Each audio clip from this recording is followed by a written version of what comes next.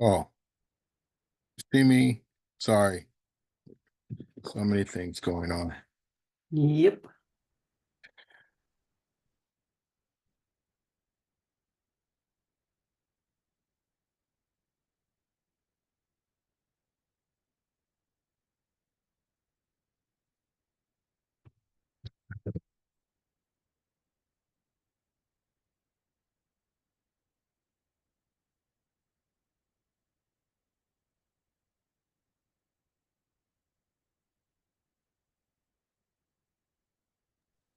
Okay, everyone's very light. We're live. Welcome everyone to this week's Stopping the Violence. Excuse me, just a little bit here. I just wanted to again welcome you, and it's always been a pleasure and most importantly enlightenment to have a variety of speakers that have come on from different segments of society and especially different areas of efforts to uh, deal with the situation and of violence in our communities, in our neighborhoods, and around the country. We've had law enforcement officers, and we've had community activists. We have all mayors have come on, and religious leaders, and it's just been enlightening and a very powerful journey that we have taken together in this area of stopping the violence. My name is Reverend Zachary Oliver, and I'm the Vice President of UPF, which is the central sponsor of this and the founder or the originator based on concerns in America with guns and gun violence is Mother Moon, which we affectionately call Mother Moon, but it's Dr. Hakshahan Moon, who is really the creator of this webinar because of the concern that she has for America. So today we have our speakers, and this is a rerun of our speakers, and I thought this would be a good one. We have Jim Edgerly and Mr. Husak and a little sister, excuse me, Taylor Cummings. Taylor Cummings. I'm not going to tell you my age. Sometimes we have a little senior moments, and I know her well. Can you believe it? Amen. So anyway, what we want to just share their hopes and strength. Jim Edgerly, I've known since we were young lads in their early 20s, and he has always dealt with America and even the race relationship with America as a white American and how we can solve that problem, but he can also see how it affects in the area of violence. And we had Dr. Husuk, who also has been strategic and can see the alignment of our racial situation, or demographic situation that contributes to, of course, the violence, and also our dear young girl really has been working on her take on the needed attitudes and needed spirit that we need in order to bring healing. So without any further ado, why don't we run the recording?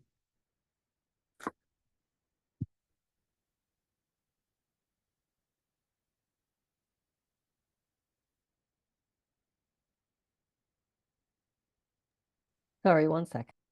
Sure.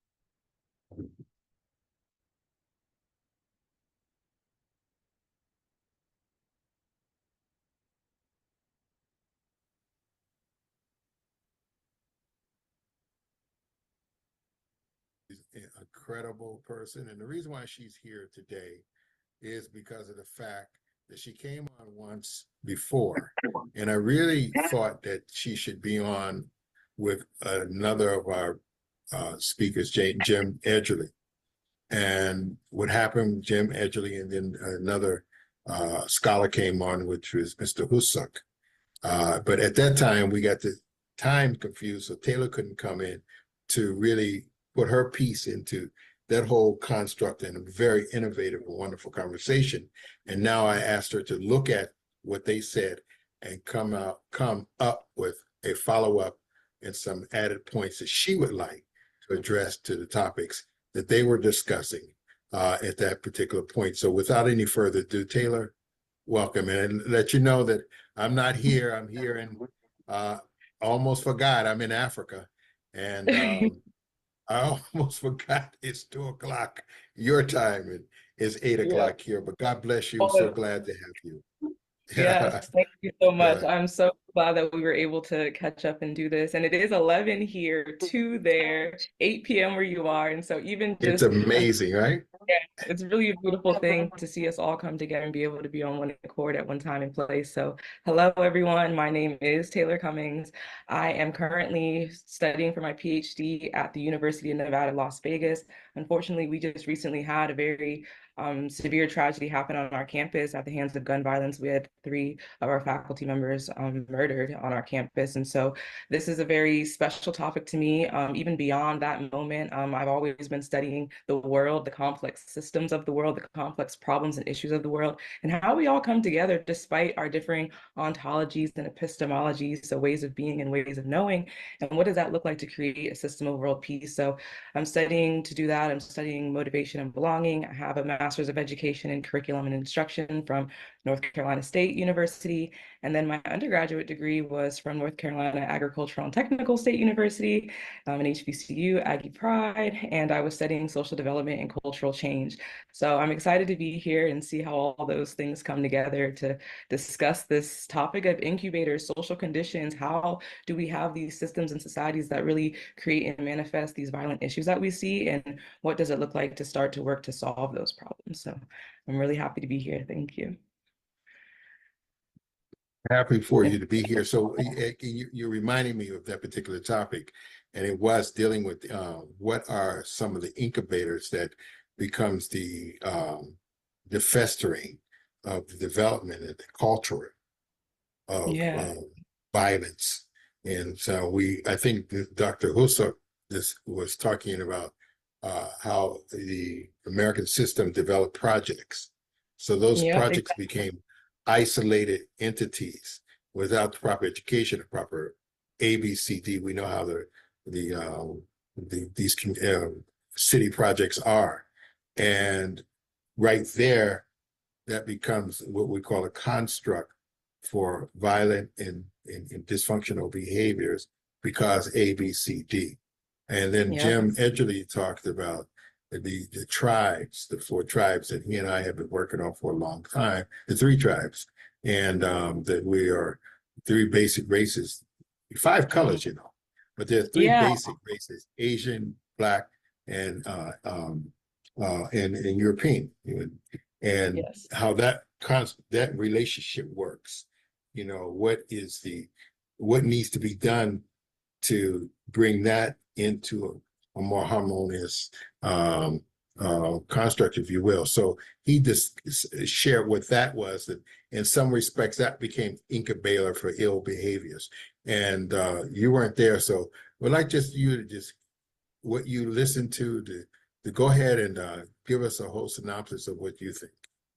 Yeah, no, that's perfect. I'm gonna go ahead and share my screen. And where you left us off is exactly what you were talking about. So Husak, he was looking at that relationship between race, housing, and violence, and how putting people in these environments on top of each other, getting rid of a lot of the natural resources that are really necessary for our health, our growth, and our well-being, how it really was contributing to a lot of the issues that we see even currently now in our neighborhoods. And so understanding this thing called affordable housing, what that really means, who's affected, what the negative impacts are of that, and then what potential solutions could be moving forward. And then Edgerly, as you mentioned, was talking about this idea of tribalism. There are many colors and variations of the human phenotype. And so understanding the root of that and where that all came from is essential to understanding how to live harmoniously among one another. And I really loved each of their presentations. I thought it was very impactful, very powerful, especially coming from white men. You don't often hear a lot of this narrative coming from that field of thought ordinarily or historically. And so I thought it was wonderful to hear, you know, the expansion of thought and mind and being able to see it on that platform was really cool. And so I'm going to talk a little bit about this idea of reconvergence, the origins of humanity, and what this looks like, and getting into those social conditions that Mr. Husak was talking about. And so what I feel really contributes to this incubator, this hotbed, or the social conditions, it has a lot to do with our government. Our government is that system that does regulate our societal affairs. It's supposed to maintain safety, order, justice, peace, and stability for the collective well-being of all. And that does influence our environment. And our environment expands beyond, you know, just our home or our school or our work. It really is our natural world around us and beyond that which we cannot see. And so understanding that our environment is supposed to sustain life. And a lot of our practices and policies may not be leading us towards sustainability. And so really centering that in our understanding of what social systems are and what the best social systems are to do the things that we'd like to do. And that leads us right into our behavior, right? Our actions, how we react, our expressions, how do we express the human condition? And right now we're seeing a lot of not so positive reflections of the human condition in our world and our society. And so if we want to reduce crime, if we want to reduce a lot of these issues, how do we address this from the biological, the psychological, the social, and the environmental? And so really looking at the holistic perspective and social systems and complex systems is what I'm studying in my program, and really understanding how do we approach this from a bird's eye view? How can we see all the pieces? How can we have all hands on deck? And how can we approach this thing? Because I might have mentioned this the last time, when we try to plug one hole over here, this hole's going to burst and pop open. And so we really have to be able to not just slap band-aids on problems, which a lot of people might say we may be trying to do currently. And so thinking beyond that. And I think that Husak and Edgerly did a great job of really talking about the social conditions that we're in and sort of how we got here, and then what that looks like moving beyond. And as you mentioned, these three races, but you can see the Central Asian, East Asian is kind of here in the middle. And I'm just using the terms that Mr. Edgerly had in his presentation. And so if we understand the origin of humanity, if we understand like this evolution of races as we've been describing it, and we'll talk about socially constructed identity, right? The way that we've understand how we're connected to one another has tried to be through DNA, has been tried to be through these other biological means, and then we know that race is not necessarily a biological correlation. And so really starting to understand and look at the depth and the nuance that lies in how do we understand how we all got here and the interconnectedness between us all. And I like that this graphic has a line connecting them, because that is really the topic of our conversation is, okay, what is the true thing that unites all of humanity? And I'm starting to think it can't be our nationals, it can't be race, it can't be these things, because even our borders, those are imaginary. Those don't exist. We made those up. And as much pride as we have in where we're from and the land that we occupy, there is something bigger than that. And so really understanding what that thing could be, I think is really where I saw the nature of the conversation going, and even just the landscape of society and the types of conversations that I'm seeing being had across industries is really this larger picture. But two things that I really did want to address about this idea of reconvergence, because I think that Mr. Edgerly did a great job about talking about, okay, we started here in Africa, we started to migrate throughout the land, but when he talks about the African presence returning to America, and I say returning to because it does not start at the slave ship. And when I saw that, I said, oh, okay, well, I do kind of diverge there. And I want to be very clear about that, and I want to just offer this reference here. This is by Ivan Van Sertima, a book called They Came Before Columbus. And so really understanding that what we understand as African presence in America did not start 400 years ago, did not start on the slave ship. It was long before then. And really, this book really does problematize how we understand the term Native American and what it means to be native to this land. And so I did want to offer that level of insight. And that is something that really stood out to me when we talk about that. But I think that this idea of reconvergence is very important, because what we have historically identified, the nation that we call the United States of America, we've called it the melting pot. We've called it this place where we now have a mixture of many different populations, many different demographics, and we're all trying to come together. We're all trying to live positive, healthy lives, but we're seeing that we're having a lot of issues. And so what can we do to sort of combat that? And it led me to thinking more deeply just about the nature of what it is that we're even doing here. And a woman actually came up to me on campus and gave me this book the other week. And I didn't know much about Dr. Moon.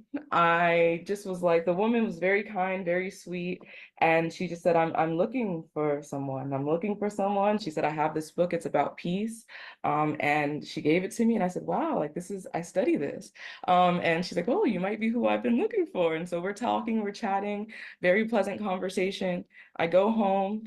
I look up Dr. Moon and I'm like, Dr. Moon is the founder of the organization that I just spoke with at this webinar.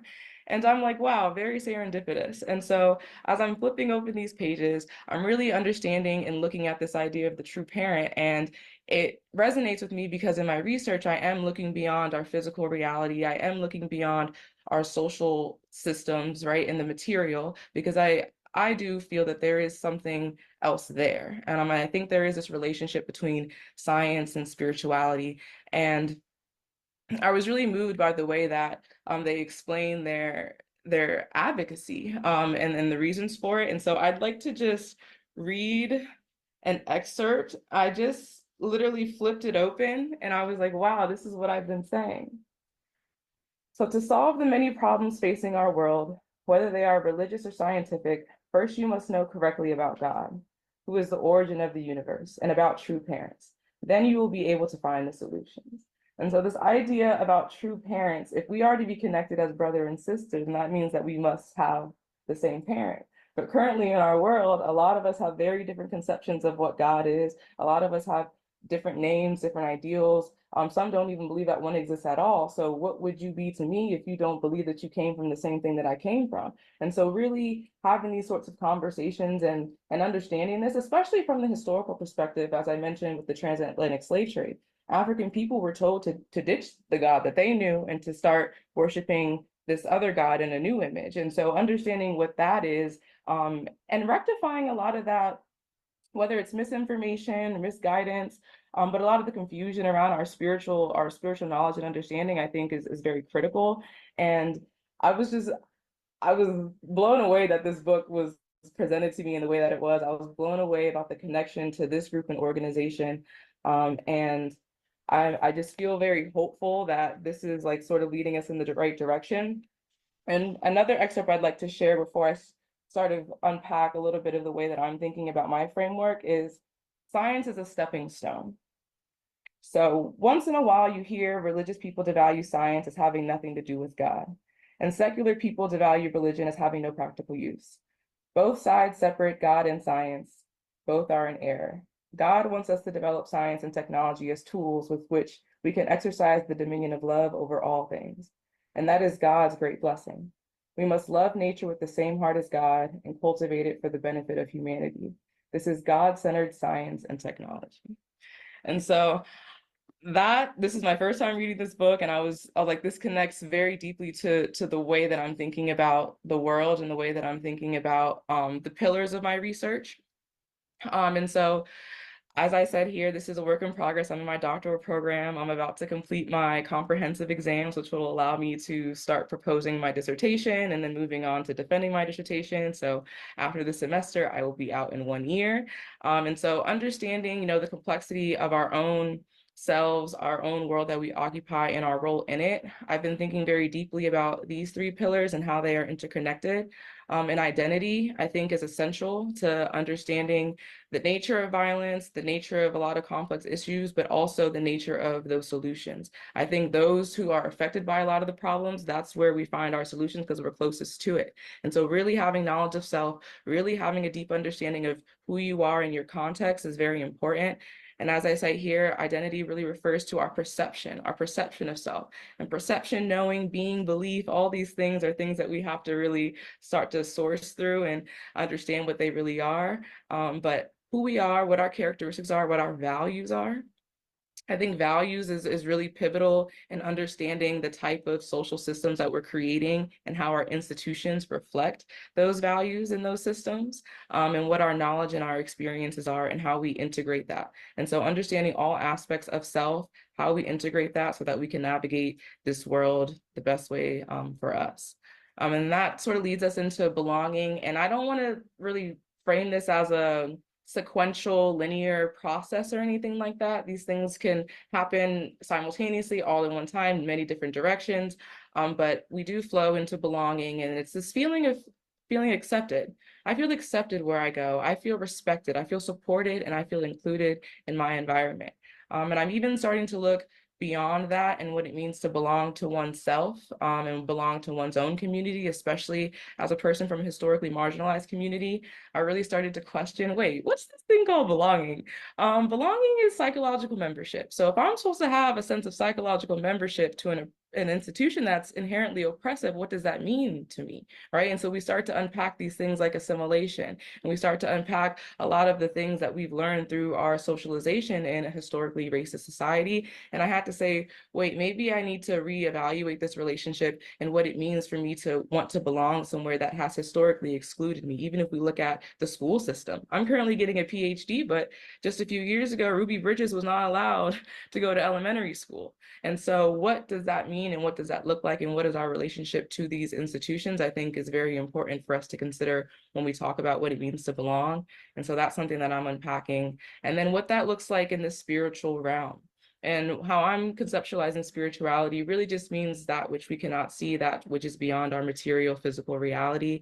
There's these things that we have called feelings. Some people talk about the divine. Some people talk about being able to communicate, beyond what we know as our physical. And I'm all with all of it. And so really understanding the quantum mechanics, really understanding, the basis of our reality is important. So really getting into ontology, really getting into epistemology, but this science of being, the science of knowing, and understanding how that can be integrated into our current technology and our current community design. So going back to Husserl, how do we create sustainable systems that really support the well-being of life?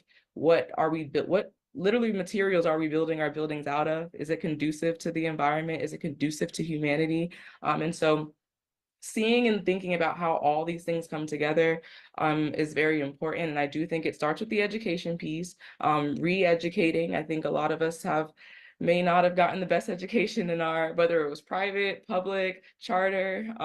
We know that there are issues that are embedded in a lot of our systems. And so really connecting ourselves back to who we are and back to the meaning of the purpose of what we're doing here. And maybe understanding what that is, because there is a lot of confusion around whether there is such thing at all. So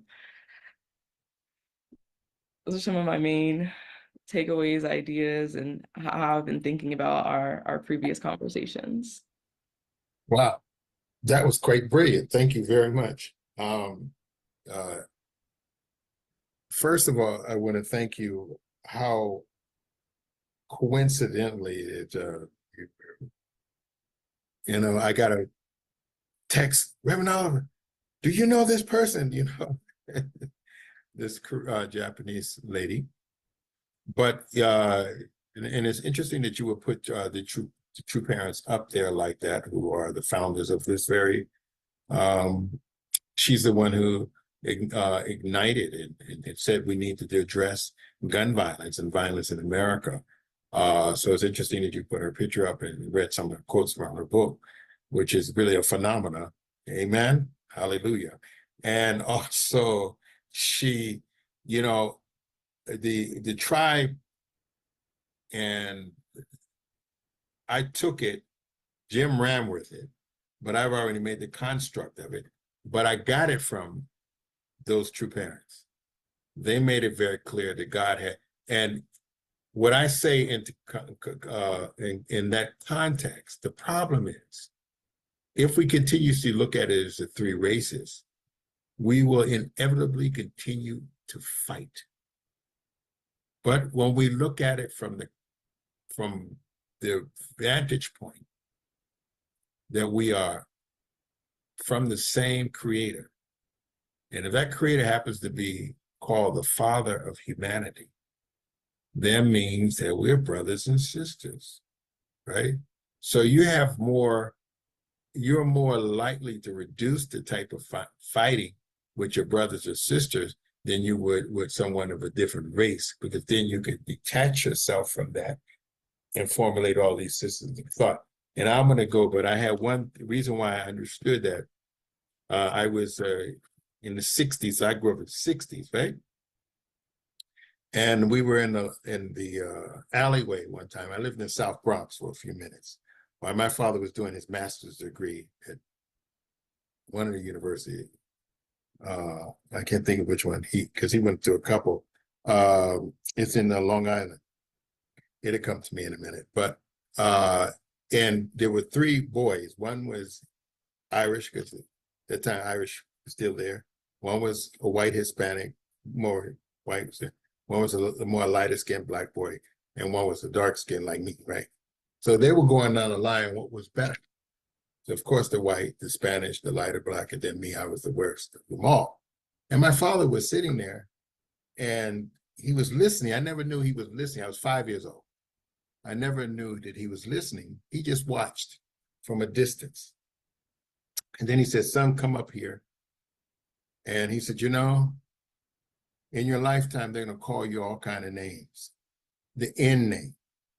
But he said, let me give you the definition of the N name. You know, parents, family is important, right? And we to break down who success or break down the black family. So this is a father telling the son, saying, I'm 5 years old, and I remember this word verbatim almost. And he said, you know, when you grow up, people are going to call you a black N. But I want you to say this, think this. That word N means a dirty person. So you know for sure you're not a dirty person. So it doesn't apply to you, right? It really doesn't apply to your people either. Secondly, black is good. Black, great things come from Africa. But the most poignant thing and most profound thing he said to me, I never forget. He said, the people who are calling you that name have forgotten that God is their father. So that means that those who are calling you those names are looking at you from the race point of view, are your brothers and sisters. He said, but you have to grow up and be a better man. And a better man would know, no matter what they say to you, they're your brother and your sister. So I've always had that in my mind. So this is very important. We fight because we don't see each other as brother and sister. We see each other from a racial point of view. So I want to leave it like that. But I wanted to tell, I want to, huh? Oh, sorry. Oh, so I want to leave it like that. I want to thank you for your presentation, and you really summed up Mr. Husak and Edgerly, and then put your piece in it. And it's like a phenomenon that you would bring up to the true parents. Most of these people on this call are true parents. So I want to open it up for any other discussion. Yeah, Go ahead, and please. I did just want to build. I loved your story, and I think that's very profound, and understanding the N-word, what we've historically understood as the N-word. And I do just want to build on that quickly from an etymological perspective. And something that's really helped me in understanding that word is looking at the etymology of that word and knowing that it came from words like negus, naga, and naga, and even back towards the Click language that had a lot to do with priesthood and kingship, and a lot of words associated with royalty. And so really understanding those roots of that word and how it has evolved to be able to use to degrade and demean and devalue and dehumanize is, I think, important as a part of that psychological trauma that we've experienced about our true nature. So I just wanted to share that as well. Yeah, and I so did it's have amazing. one more slide. Yes. Some questions. Please. Said you had a question? No, I said I had one more slide that had some questions that may even help facilitate our discussion. Sure. But these are just questions to consider. But I see that Mr. John O'Connor has a question, so I'm happy to engage as well. But these were just 3 questions just based on my research and sort of where I'm at, like what I think might be helpful for us to think through. But what is peace and how do we sustain it? And that comes also with my partnership with the Peace Angels Project, who is founded artist Lena Vola. So I have a question for, I'm sorry to break through, No. and I'm gonna let John speak, but I do have a very pertinent question for you. Are you sure this is the first time you read Mother Moon's speech? Yeah, that's why I was so like enamored with it, because I'm like, this is what I'm saying. Like this That's is what I'm like, joking with you. I'm like, I'm reading these statements. I mean, it seems as if you were, anyway, we'll leave it like that for now. We're yeah, talking for the time. yeah. So It's John, incredible, wonderful questions, right? So, hey, John O'Connor, bless you.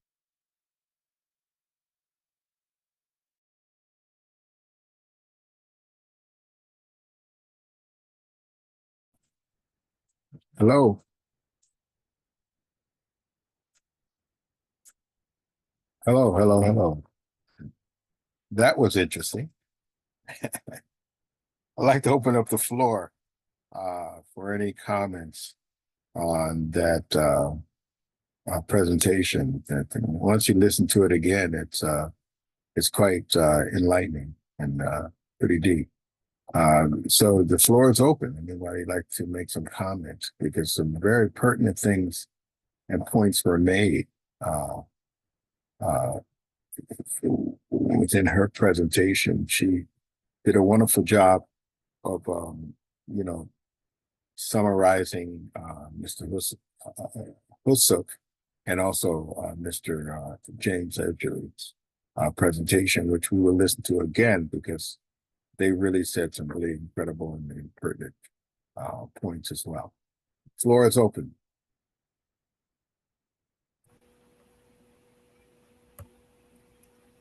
Hey, Reverend Oliver. Hey, doctor, how are you? How's everyone doing this blessed evening?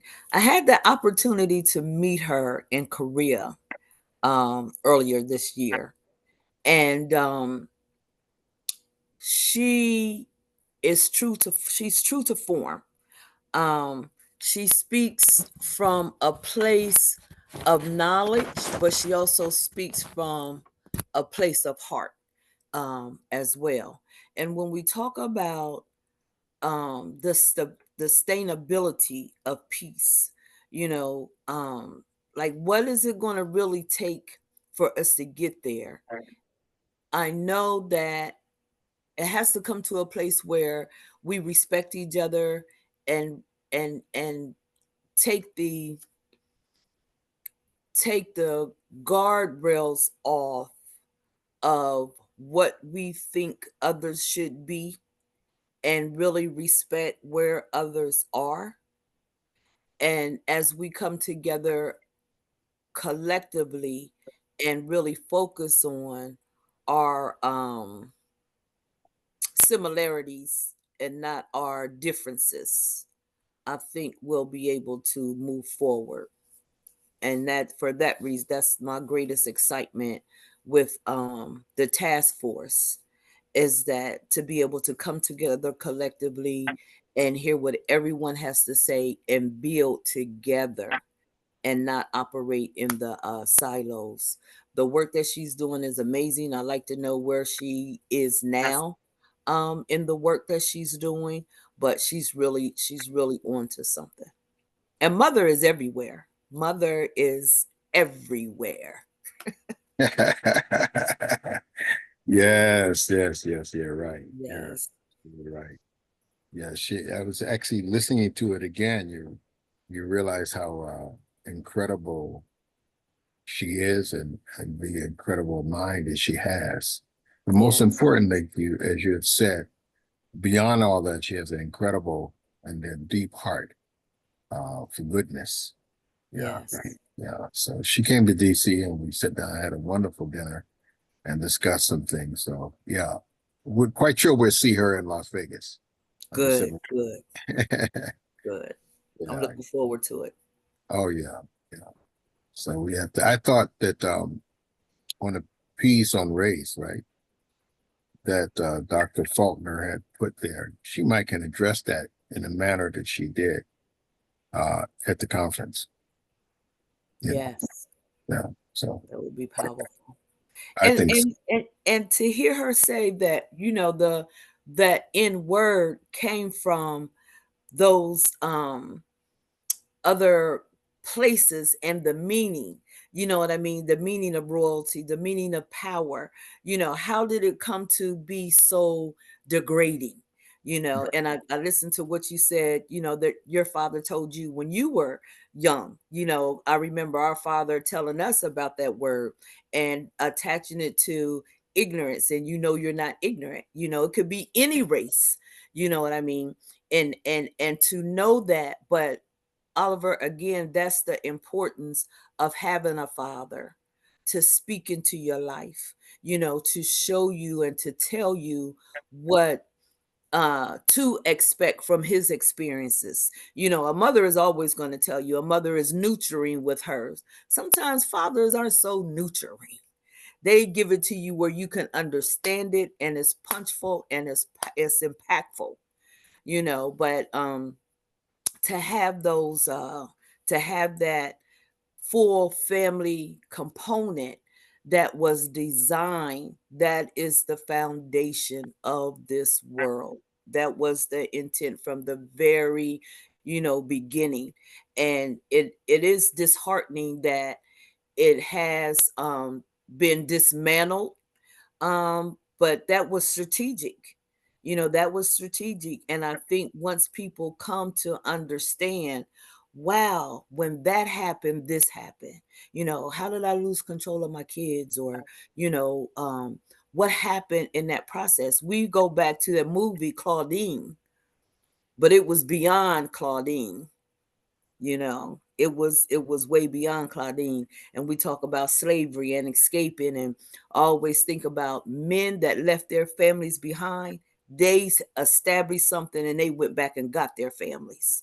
You know, when the women went forth for first, those men were beaten. You know, those men were not fed, you know, but they hung in there until they could get to their families. So that is a dynamic that God has predestined and preordained. And I do believe that it will come a time where the fathers will return home, and the new fathers will never leave home.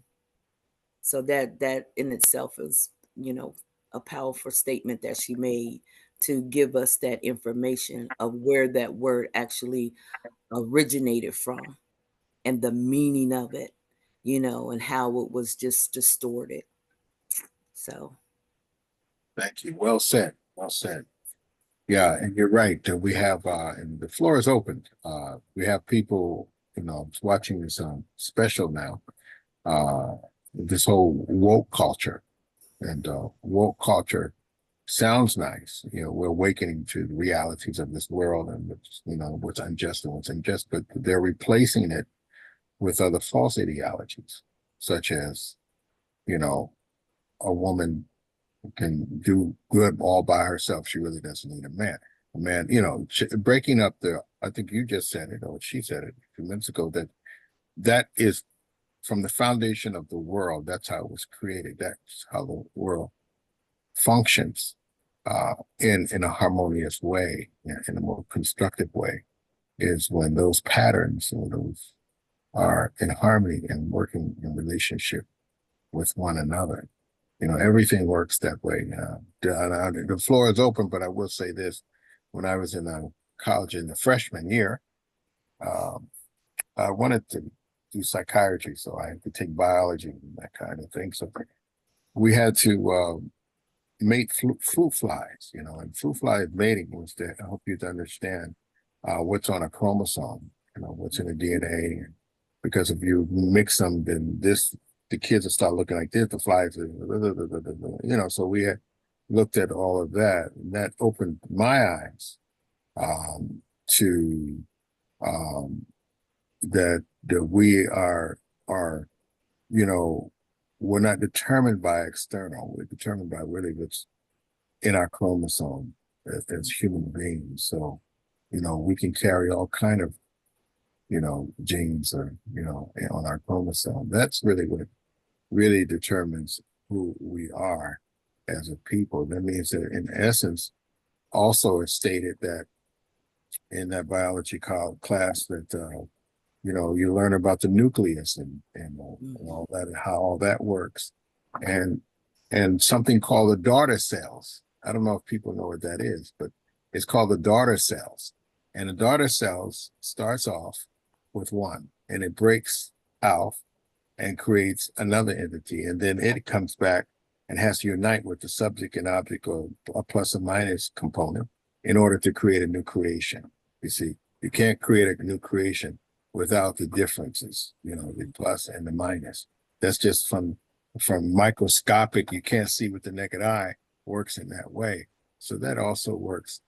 When you break that balance, you start to break the balance in a family, then you start to see what we're seeing today. Confusion, dysfunction, and all. You can say all you want, but always the end result is that you see and you can witness and research. You don't even have to research it, just watch it. That there's dysfunction, and that transcends black, white, Asian. It's just part of the universal law. That's right.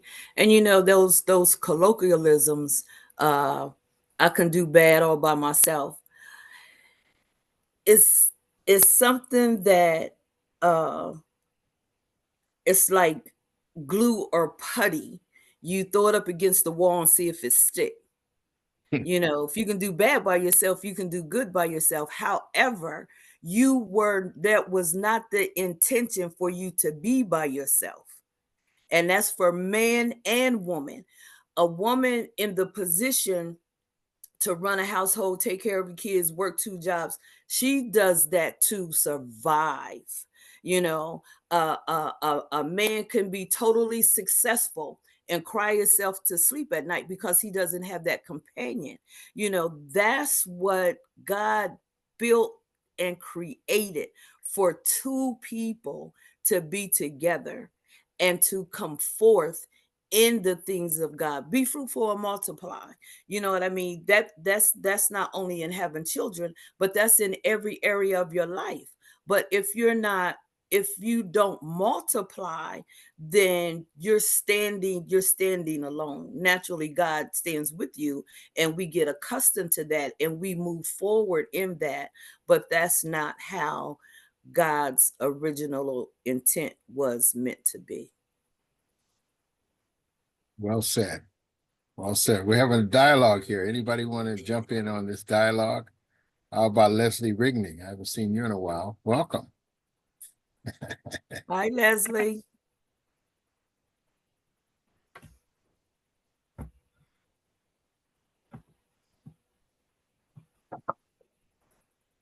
Hello, everyone. Yeah, nice to see you.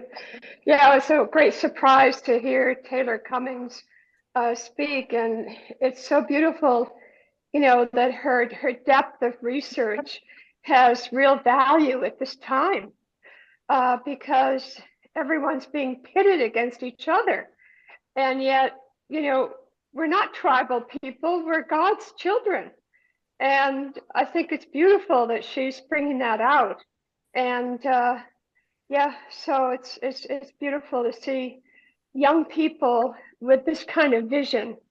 And I think we have to make it contagious. And we have to find other young people who are willing to step forward and recognize that we need to create a new world. This is a new time.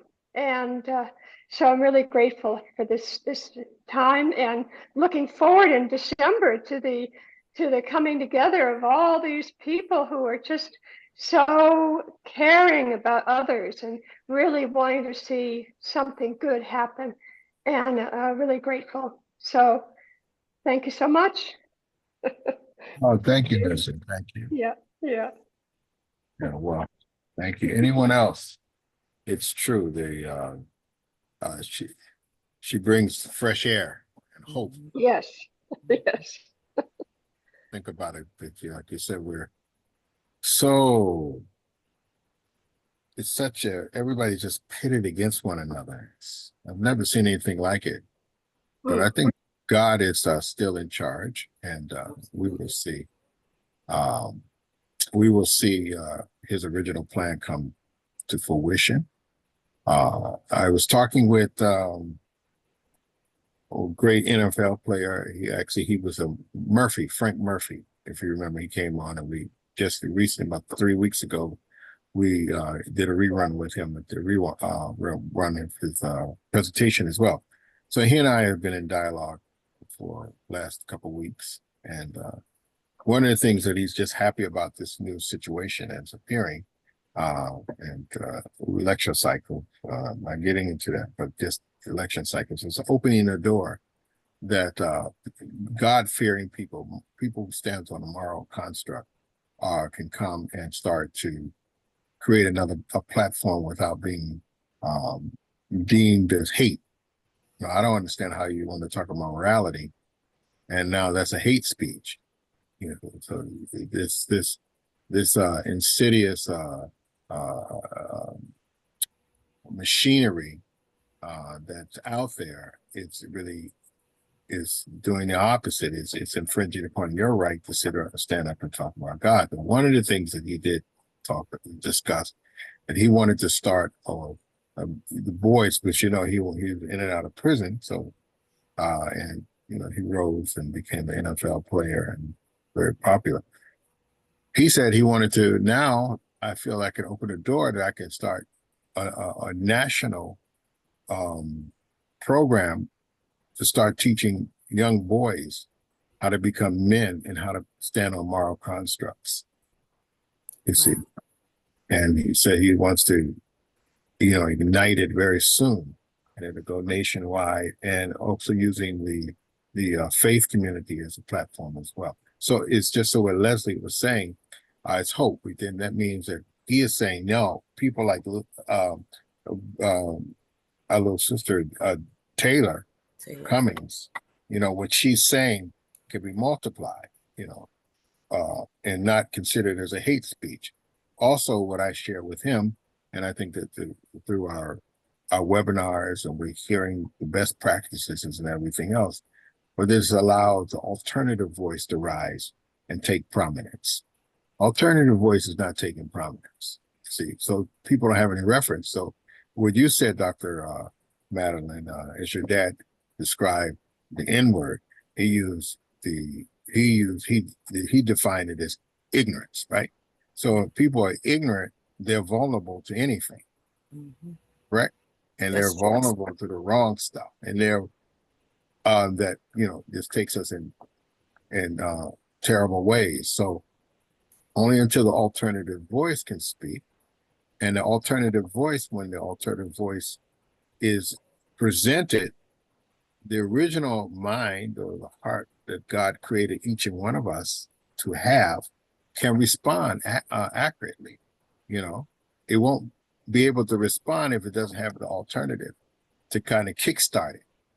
Oh yeah, that doesn't sound right. It sounds nice, but it doesn't sound right, in the long run.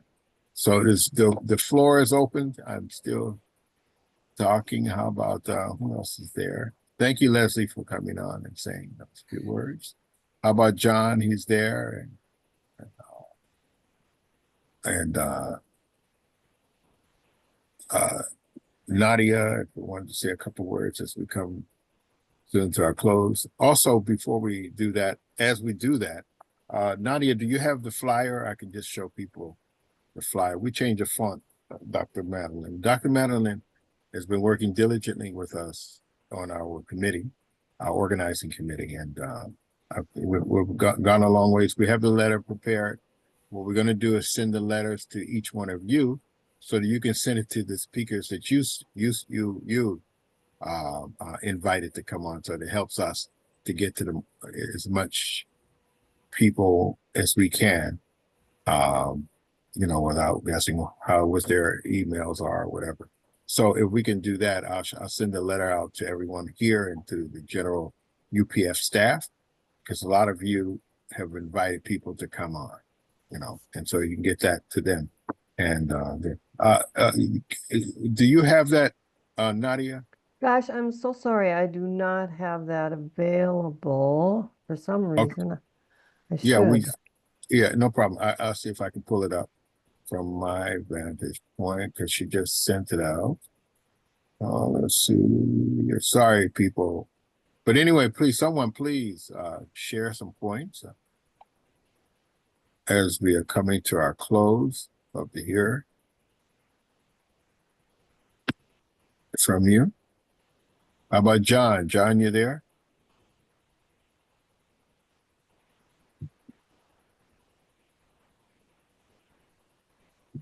Okay, I think we can get it here. There Yeah, it I think we need to think about how can we get into the schools and on campus with the message so the youth can hear it. Yeah, and that's something. One thing I feel the greatest thing that come out of this conference is that we will bring all the ideas together, all these great minds and stuff. We'll bring it together. Hold on, Jess, Nadia, bring these ideas out, and then we can execute them collectively. Nadia, could you allow me to share? I've got the flyer It's up. the- Oh, Yeah, I you got can it up. see it. Mhm. Yeah, Oh, yeah. oh.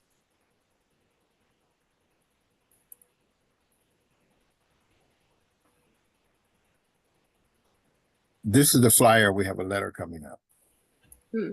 Well, yeah. Okay, Beautiful. should I stop share and you bring the letter?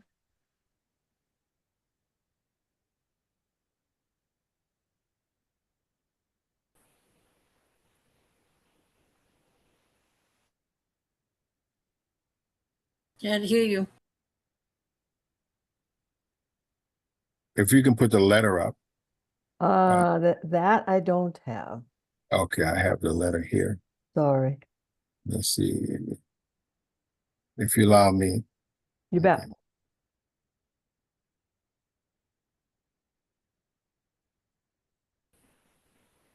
All right.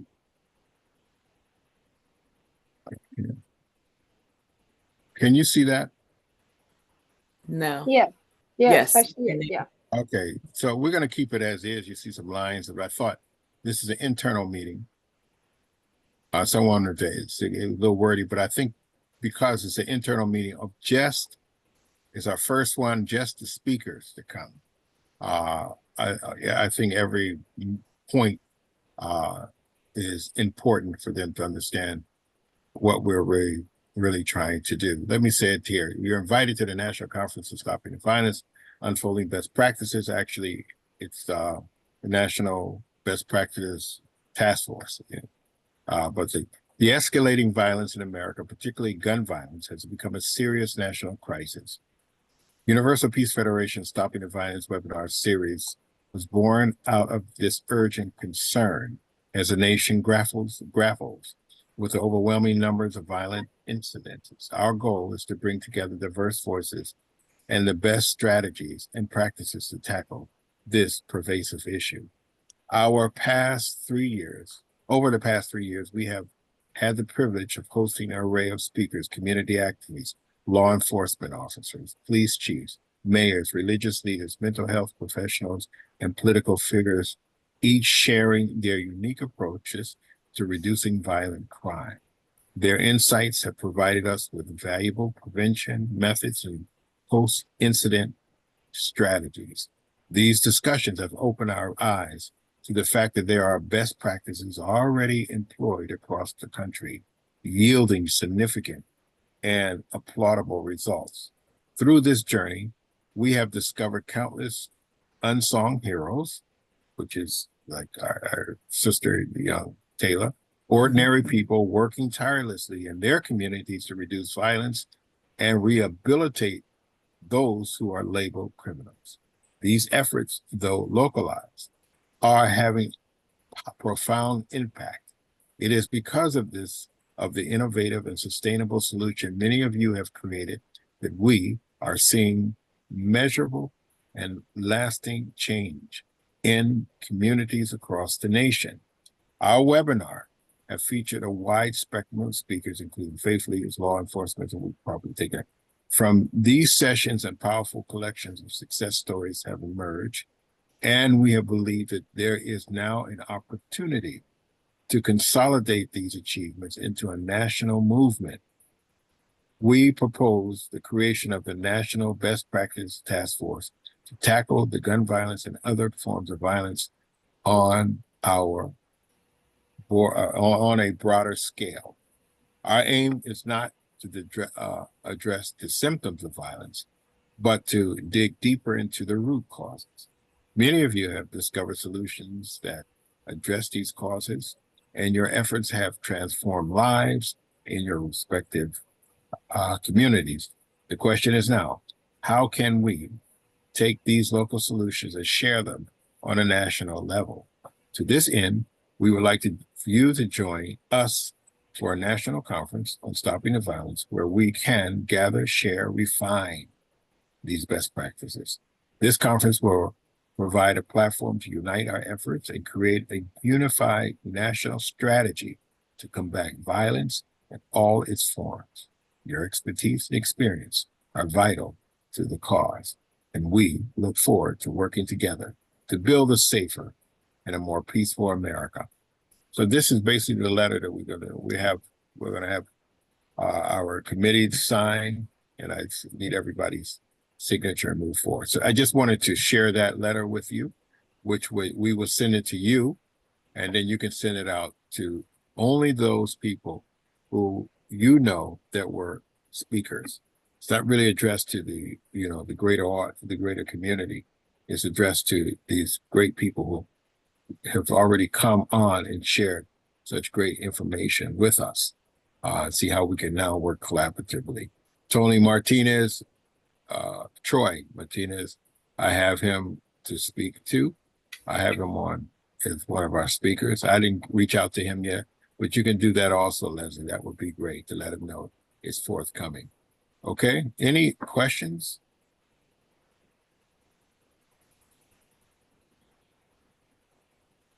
Quiet audience today, but anyway, we're glad. We thank everybody for always coming on and really supporting, and we're grateful, and we greet the greater audience on the YouTube for their participation. Those who are listening, we look forward to seeing everyone next week, and we look forward to this upcoming conference. And all the information for the conference should be out by the end of this week to everyone. Okay, thank you very much. God bless. Thank you. God bless. You're welcome, Andrea. Okay, we'll talk. All right, Dr. Madeline, we're going to talk. Missed you yesterday. I know you were busy, but we're going to catch you up on a few things. Reverend Oliver, have you reached out to anyone in the Trump administration to represent, to come and to listen in? No, not as of yet. Actually, not as of yet. Actually, one of our speakers came on who is close to the administration, Dr. Burns, if you remember Dr. Burns, Bishop. Yeah. Okay. Yeah, so he's very aware. Okay. Okay. Okay, was yesterday recorded? You know what? We sat there. Actually, I looked at it 3 or 4 times, and I said, since we had started, I'm not going to record it, right? Okay. And then some good stuff came on again, and I said, and then it came again. No, I didn't. But I made sure that John and Dr. and myself and Faulkner, Okay. it's got some points down. I do have some recorded, Reverend Oliver. Oh, you do? Yeah, good portion of it. Yeah, I can send audio maybe to Dr. Alexander. Okay, thank Please you. do. Please do. Oh, see, Doctor. Yes. You got a good team. You got a good Yeah, I team, got a good Reverend team. Oliver. You got a good team. All right, thank you. God bless right. you. Thank you so much. I appreciate it. Thank you, John. Thank you, everyone. Yeah, God bless you. Everyone have a blessed rest of your week. Okay, thank you. You too. Take care. Thank you. Yep. Bye-bye. Bye-bye.